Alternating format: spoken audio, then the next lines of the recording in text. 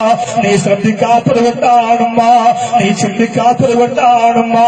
സ്വന്തം പെങ്ങൾ കുളിച്ചുകൊണ്ടിരിക്കുമ്പോ കുളിപ്പരക്കകത്ത് രഹസ്യ ക്യാമറ വെച്ചിട്ട് ആ പെൺകുട്ടിയുടെ നഗ്നമേനി ഒപ്പിയെടുത്തിട്ട് കൂടെ പഠിക്കുന്ന ക്യാമ്പസിന്റെ കാമവരിയന്മാർക്ക് വിളമ്പിക്കൊടുക്കുന്ന മക്കള് ഇന്ന് മോശമായ കൂട്ടുകെട്ടിലൂടെയാണ് എന്റെ പ്രിയപ്പെട്ടവരെ നമുക്കുണ്ടാക്കിയെടുക്കാൻ പറ്റുന്നത്. അല്ലാഹുവേ കാക്കണേ അല്ലാ. എന്തിനാണ് ചെറുപ്പക്കാരാ മോശമായ കൂട്ടുകെട്ടിലൂടെ മൊബൈലിന്റെ രംഗമേലി ഇങ്ങനെ കണ്ടാസ്വദിക്കുന്നത്? ഫിലിം കാണുന്നവര്, നിങ്ങൾക്ക് ഞാനൊരു ഹദീസ് പറഞ്ഞു തരട്ടെയോ? മൊബൈലിലൂടെ, ലാപ്ടോപ്പിലൂടെ, കമ്പ്യൂട്ടറിലൂടെ, ഇന്റർനെറ്റിലൂടെ, വാട്സപ്പിലൂടെ, ഗൂഗിളിലൂടെ, യൂട്യൂബിലൂടെ ലോകത്തിന്റെ നാനാഭാഗത്തുള്ള സുന്ദരികളായ പെൺകുട്ടികളുടെ നഗ്നതയെ ആസ്വദിക്കുന്ന ചെറുപ്പക്കാരാ, നിനക്ക് ഞാൻ പറഞ്ഞു തരട്ടെയോ? എന്റെ റസൂല് പഠിപ്പിച്ച ഒരു ഹദീസ്. ഒരു അന്യ പെണ്ണിന്റെ മുഖത്ത് അറിയാതെ എങ്ങാനും നോക്കിപ്പോയി നിന്റെ പേരില് സലബ എന്ന് പറയുന്ന സഹാബി 40 ദിവസത്തോളം പട്ടിണി കിടന്ന് മക്കയുടെയും മദീനയുടെയും ഇടയിലെ പർവ്വതത്തിനിടയിൽ മരിക്കുന്നത് പോലെ മരിക്കാറായ സമയം വരെ കിടന്നു പോയെങ്കിൽ ആ മുത്തുനബി തങ്ങൾ പഠിപ്പിച്ച ഒരു ഹദീസിന്റെ മാറഞ്ചേരിയുടെ ചെറുപ്പക്കാരാ, എന്റെ പെങ്ങളെ നിനക്ക് പറഞ്ഞു തരട്ടെ. പുത്തമ്പള്ളി നേർച്ച നടക്കുമ്പോ, അത് മതപ്രഭാഷണം നടക്കുമ്പോ, യൂത്ത് ഫെസ്റ്റിവൽ നടക്കുമ്പോ, പൂരങ്ങൾ നടക്കുമ്പോ, Pattambi fest, Kondotty fest, Kombam fest ഒക്കെ നടക്കുമ്പോ പെരിന്തൽമണ്ണയിലും അതുപോലെ മലബാറിന്റെ തീരത്തൊക്കെ ആഘോഷങ്ങളും ആഭാസങ്ങളും നടക്കുമ്പോ അവിടെയൊക്കെ സുന്ദരികളായ പെൺകുട്ടികളെ രഹസ്യ ക്യാമറയിലൂടെ ഒപ്പിയെടുക്കാനായി നാവ് നീട്ടുന്ന നായകളെ പോലെ അലഞ്ഞു തിരിയുന്ന മലബാറിന്റെ സംസ്കാരം എറിഞ്ഞടച്ച മക്കളെ പഠിക്കുക.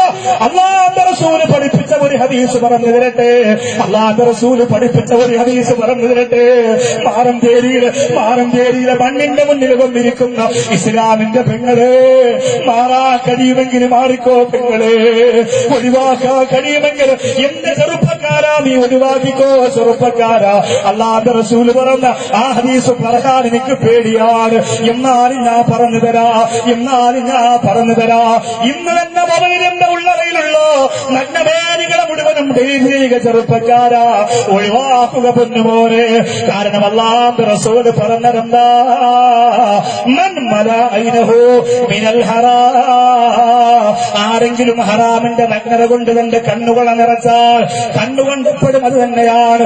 രാവിലെ ഉണർന്നപാടെ കാണുന്നത് നഗ്നതയാ, ഉച്ചയ്ക്കും രാത്രിയും കാണുന്നത് നഗ്നതയാ. രാത്രി സമയത്ത് ഉറങ്ങാൻ കിടക്കുമ്പോ ബെഡ്റൂമിനകത്ത് പുതപ്പിനടിയിലേക്ക് മൊബൈലുമായി കടന്നു പോകുന്ന ആണും പെണ്ണും കാണുന്നത് നഗ്നതയാ.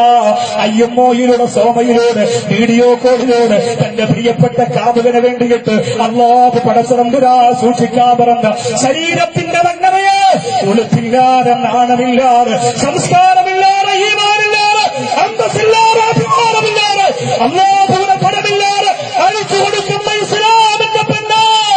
അല്ലാഹുവിന്റെ റസൂല് പറയുന്ന കേട്ടോ, ഉളുപ്പില്ലാതെ ഉമിനീര് കുടിച്ചിറക്കിയിട്ട് ആ രഹസ്യ നേഴ്ച കണ്ടുകൊണ്ടിരിക്കുന്ന മക്കളില്ലാത്ത ഇസ്ലാമിന്റെ മക്കളെന്ന് പറയുന്ന ആൺകുട്ടികളെ നീ പഠിച്ചോ, ഈ ഹദീസ് പഠിച്ചോ. അല്ലാഹുവിന്റെ റസൂല് പറയുന്നു, മൻമദായിനഹു മിനൽ ഹറാം.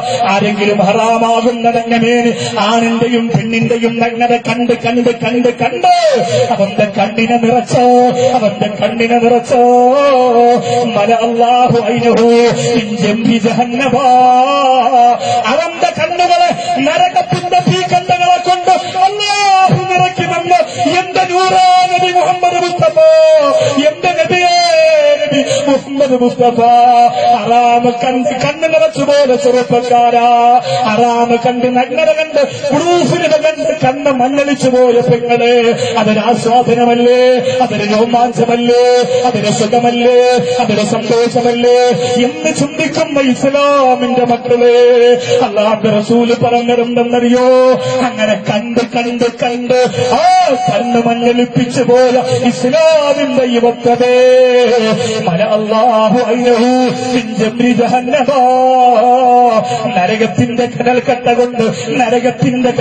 കൊണ്ട് അവന്റെ കണ്ണുകള് അല്ലാഹു നിറയ്ക്കുമെന്നാണ്. പടച്ചവനെ കാക്കണേ അല്ലാ, അല്ലാഹുവേ കാക്കണേ അല്ലാ.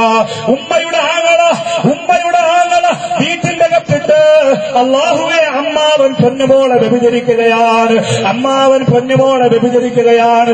ഈ കേരളത്തിൽ നടന്നതല്ലേ? എന്ത് സാംസ്കാരിക കേരളമാണ്! എത്ര മെട്രോ വന്നാലെന്താ, എത്ര കുടിവെള്ള പദ്ധതി വന്നാലെന്താ, എത്ര കൊട്ടാരം വന്നാലെന്താ, ഏതധികാരി മാറി മാറി ഭരിച്ചിട്ടുണ്ടോ, എത്ര പാവപ്പെട്ടവർക്ക് വീട് വെച്ചു കൊടുത്തിട്ടുണ്ടാ. വീട്ടിന്റെ അകത്ത് അമ്മാവ് തന്റെ സ്വന്തം പെങ്ങളുടെ മോളെ വ്യഭിചാരം നടത്തുകയാണ്. ആ പൊന്നോമനെ വ്യഭിചരിക്കുമ്പോ ആ പൊന്നോമനയുടെ ആങ്ങള വാതിൽ തുറന്ന് യാദർശികമായി കാണുകയാണ്. അവന് പരാതിയില്ല, അമ്മാവന് പരാതിയില്ല. പരാതിപ്പെടാത്തതിന്റെ കാരണം എന്തെന്നറിയോ? നാളെ മുതൽ എന്റെ പെങ്ങളെ എനിക്ക് ഊടി വ്യഭിചരിക്കാൻ തരണമെന്ന് ഉമ്മയുടെ ആങ്ങളയോട് കാല് പിടിച്ചു പറയുന്നു. ഉമ്മയുടെ ആങ്ങളയോട് കാല് പിടിച്ചു പറയുന്ന കാമക്കൻ നിന്റെ